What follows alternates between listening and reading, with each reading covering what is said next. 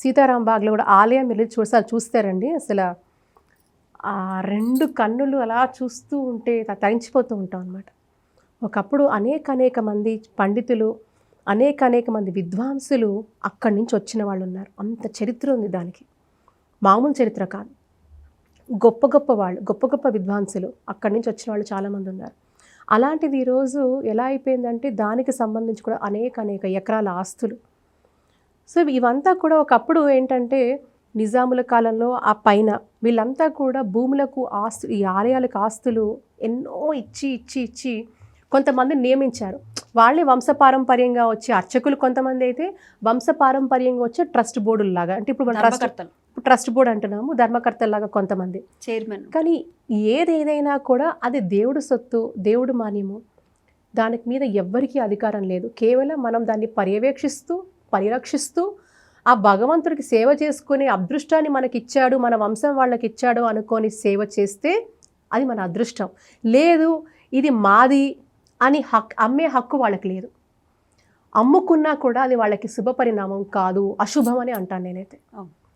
ఇలా ఎంతోమంది మనం చూస్తా ఉన్నాం. కాబట్టి పరిరక్షించేందుకు మీ చేతుల్లో మీకు భాగ్యాన్ని ఇచ్చాడు భగవంతుడు, దాన్ని సమర్థవంతంగా కాపాడుకోండి, రక్షించండి.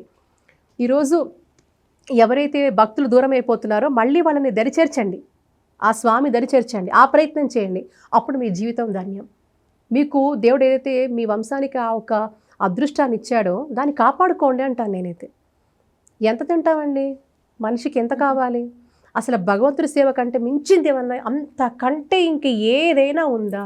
ఈరోజు కాషాయం వేసుకున్న వాళ్ళం కూడా, కాషాయం వేసుకొని కాషాయం పరువు తీస్తున్న వాళ్ళు చాలామంది ఉన్నారు.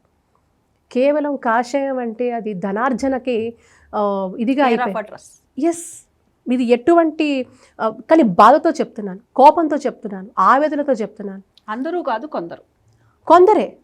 కొందరు కానీ అది ఈజీ అనమాట. ఏంటి అంటే కాషాయం వేసుకొని అయ్యో పెద్ద వాళ్ళే చేస్తున్నారు, అసలు ఎటువంటి సంకోచం నాకు లేదు చెప్పడానికి. కాషాయం అంటే అర్థం ఏమిటి? ఛేదించడం. ఏం తెగించడం? కాషాయం వేసుకున్నారు అంటే భిక్షాటన చేసుకొని బతకాలి. భిక్షాటన అంటే ఏంటి? ఆది శంకరాచార్యుల వరకు మనకి దిశానిర్దేశం చేశారు. భిక్షాటన అంటే ఏంటి అంటే నీకు తినే తిండి మీద కూడా నీకు వ్యామోహం ఉండకూడదు. నీకు ఏం పండు పెట్టారా, ఫలం ఇచ్చారా, లేకపోతే నీకేదో అన్నప్రసాదం ఇచ్చారా, నీకు ఏది ఇస్తే నువ్వు బతకడానికి అంతే. ఈ జీవుడు బతకడానికి ఉన్న కాలం అంతా దానికి ఫ్యూల్ అంతే. ఫ్యూల్ అనేది ఆధ్యాత్మిక ఫ్యూలే, కానీ శరీరానికి ఒకటి కావాలిగా, దాని మీద కూడా నీకు మోహం ఉండకూడదు. కాబట్టి భిక్షాటన అంటే నీకు భక్తులు మీకు ఏది సమర్పిస్తున్నారో అది తీసుకో. దాంట్లో కూడా నువ్వు ఇది పెట్టావా, నాకు అది పెట్టావా, నాకు ఇది ఉందా, నాకు డబ్బు ఇచ్చావా, ఇలా అన్న వాళ్ళని నేను చూశానండి. చాలా పెద్ద వాళ్ళని నేను చూశానండి. బాధతో చెప్తున్నా. ఎందుకంది మీకు డబ్బు? దేనికి? అలాంటప్పుడు కాషాయం వేసుకోవద్దు. ఉత్తు బిజినెస్ మ్యాన్లుగా ఉండండి, బిజినెస్ ఉమెన్లుగా ఉండండి. కాషాయం వేసుకొని నాటకాలు ఆడుతూ ప్రజల్ని మభ్యపెడుతూ హిందుత్వం అని చెప్పి హిందుత్వం పరువు తీస్తూ సనాతన ధర్మం అని చెప్తూ ఫ్యాషనబుల్గా ఆ పదాన్ని వాడుతూ నేను సనాతన ధర్మం అని మాట్లాడుతూ దాన్ని ఇన్సల్ట్ చేయొద్దు. ఎందుకంటే ఈ తరం వాళ్ళకి కొంతమంది చేసి ఈ యొక్క ఇలాంటివన్నీ కూడా చూస్తూ సనాతన ధర్మం మీద వీళ్ళకి ఈ తరం వాళ్ళకి అర్థం కావట్లేదు, అన్ని నాటకమే అనుకుంటున్నారు.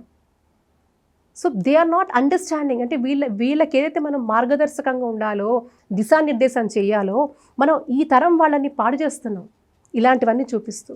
ఎంతోమంది మహనీయులు వాళ్ళు ఎలా బతుకుతున్నారు, ఎంతోమంది ఉన్నారు. ఎస్, మహనీయులు ఎక్కడో అజ్ఞాతంలో ఉన్నారు. వాళ్ళు ఈ ధర్మం కోసం, ఈ దేశం కోసం పాటుపడుతూనే ఉన్నారు. అందుకే ఇంకా ఇలా ఉన్నాం మనం. కానీ కనపడుతున్న వాళ్ళు ఏం చేస్తున్నారు? ఎందుకు మీకు కోట్ల రూపాయలు, ఎందుకు మీకు లక్షల ఫీజులు? మిమ్మల్ని కలవాలంటే లక్షల రూపాయలు సమర్పించుకోవాలి, మిమ్మల్ని కలవాలంటే లక్షల రూపాయలు డొనేషన్లు వేయాలి. ఎందుకు? రాజకీయ నాయకులతో, సాధువులకు, సంతని చెప్పుకున్న వాళ్లకు, కాషాయం వేసుకున్న వాళ్లకు రాజకీయ నాయకులతో ఏం పని? రాజకీయ వ్యవస్థ మీద ఎందుకు మీకు మోజు? ధర్మాన్ని అవహేళన చేస్తున్న వాళ్ళ మీద ఎందుకు మీరు కన్నెర్ర చేయటం లేదు?